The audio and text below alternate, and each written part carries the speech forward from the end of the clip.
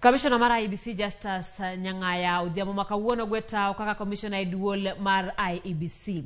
E oboke ne jatend piny Kenya, Nyang'aya wacho ni oserango chunye e jumbe mosekalo kendo ka okang' makamano ahinya ne konyo piny owacho mawacho ni nyaka bed mbele kinde duto. Omedo ni osebedo ka otimo tijene gi chuny maler kata bed ni mae koro osekaw marach gi jomoko. Ogoyo kamano ne thuolo manomiye mar bedo commissioner e duol mar IEBC.